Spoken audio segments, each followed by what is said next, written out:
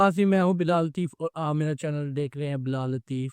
Official. कल parliament में एक हुकूमती इत्तेहाद और पीटीआई में 2 जनवरी को मुज़ाकरात हुए।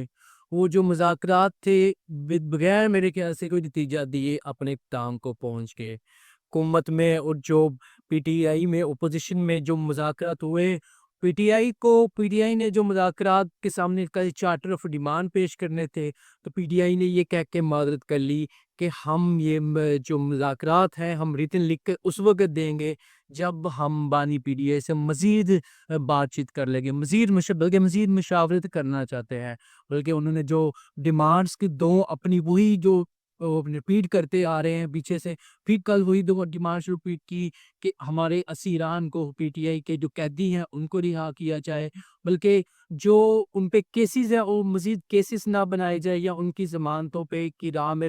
रुकावटें ना खड़ी की जाए। और दूसरा 9 मई और 26 नवंबर के जो इंसिडेंट्स हैं उन पर जुडिशल कमीशन बना के इंक्वायरी की जाए। मैं क्योंकि कल पार्लियामेंट में मौजूद था, बहुत से हुकूमती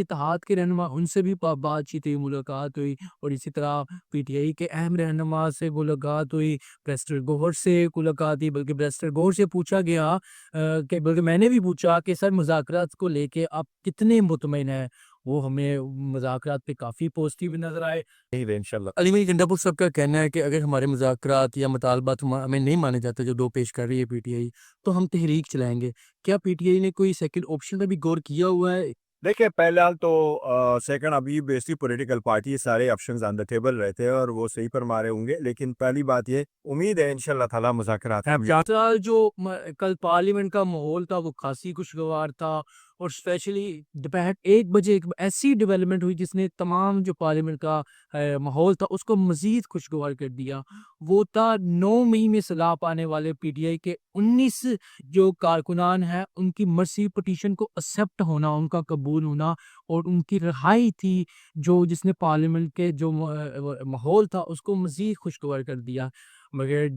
जैसे अब वो मुज़ाकरात शुरू हुए, बल्कि होने वाले थे, उससे पहले एक मज़ीद भी डेवलपमेंट हुई, वो थी सलमान अकरम राजा की बानी पीटीए से अडयाला जेल में मुलाकात होना। बल्कि हम तो इंतज़ार कर रहे थे कि सलमान अकरम राजा बनी अडयाला से आए और उनसे पूछा जाए। जब वो पार्लियामेंट आए, तो मैंने भी उनसे पूछा कि सर खान साहब ने क्या पैगाम दिया है? तो उनका कहना था कि खान साहब का जो पैगाम है वो मुस्बत है। और दूसरी तो मैं उनसे जब पूछा कि जो मुज़ाकरात हैं, उसकी जो लिमिट है 30 जनवरी, 31 जनवरी वो एक्सटेंड हो सकती है, तो उनका जो जवाब था वो इतना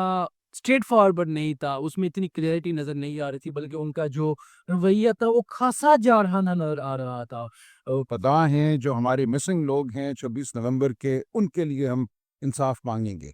और जब तक ये नहीं होता आगे कुछ नहीं बढ़ सकता। तो हम बिल्कुल जो खून बहा है उसको हम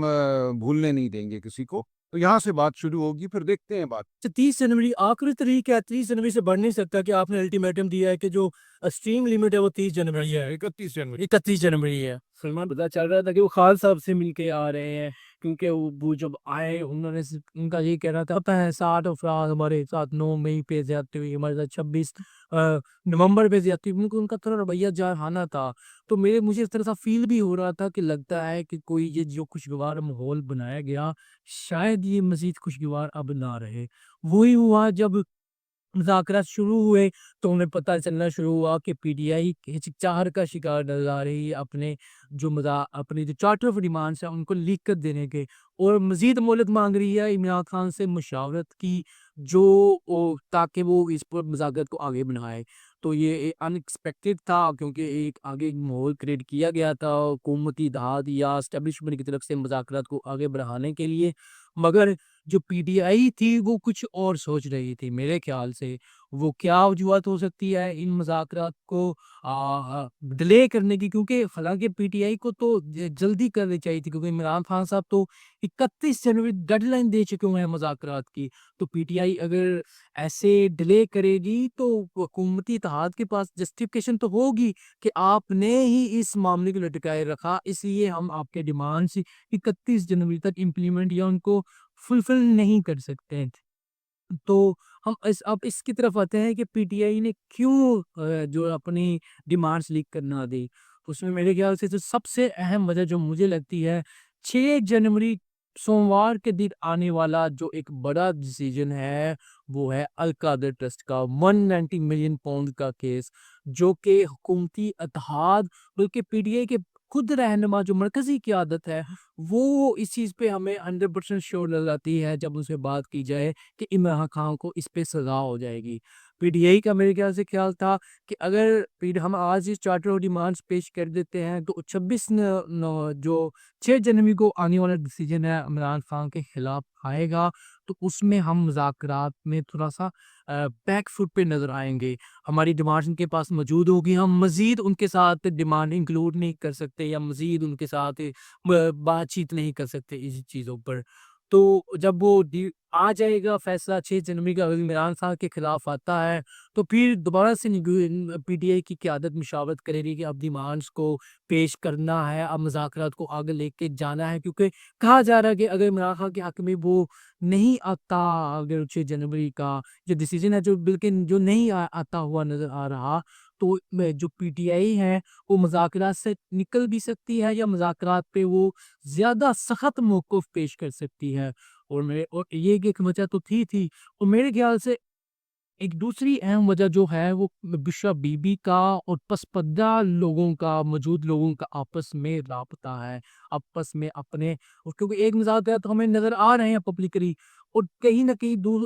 کچھ مذاکرات بشرا بی بی بھی چلا رہے ہیں، کیونکہ جب ان کو رہا کیا گیا یا ان کو 26 نومبر کے دن سے ایکسپٹ دیا گیا یا ان کو اب تک گرفتار نہیں کیا جا رہا، اس کی ایک بڑی وجہ یہ بھی ہے کہ مذاکرات کو جو بشرا بی بی بھی اسٹیبلشمنٹ کے ساتھ چلائے ہوئے ہیں، کیونکہ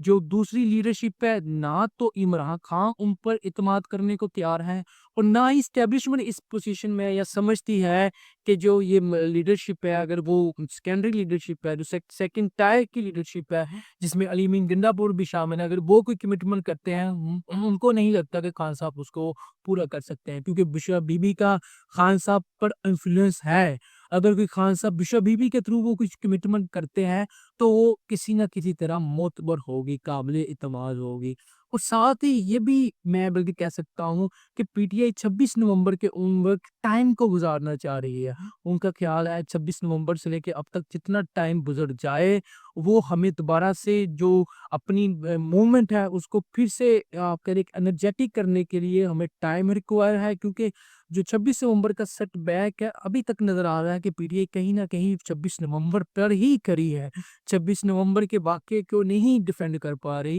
کہ اس کی لیڈرشپ وہاں پر موجود نہ تھی، اس کے کارکنان کو کیوں یہاں پر چھوڑا گیا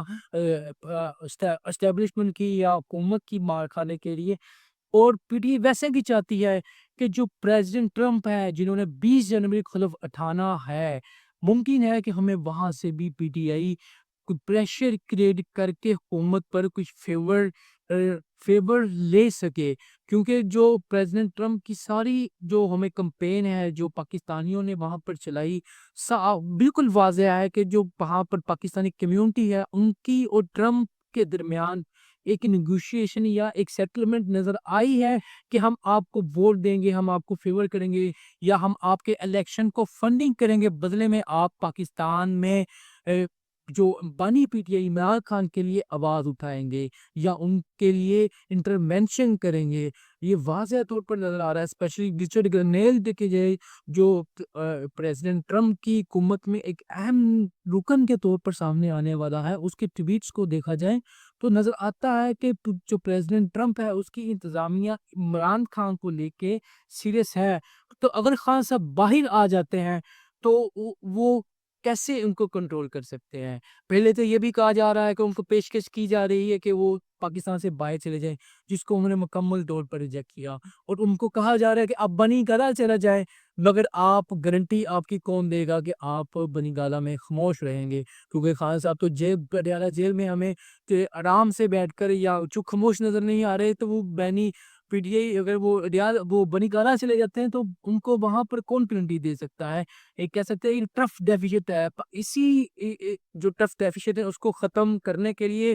پسپرتا بھی مذاکرات جاری ہیں اور عوام کے سامنے بھی جو پارلیمنٹ میں مذاکرات جاری ہیں ان کو بھی کنٹینیو کیا جا رہا ہے۔ ہاں اس وقت کے لیے ہمیں اجازت دیں، اور مزید بھی جو ڈیولپمنٹ ہوگی ہم آپ کے ساتھ شیئر کرتے رہیں گے، اور میرے چینل کو آپ نے سبسکرائب نہیں کیا تو سبسکرائب کریں، اور مزید جو معلومات ہوگی ہم آپ کے ساتھ شیئر کرتے رہیں گے. شکریہ.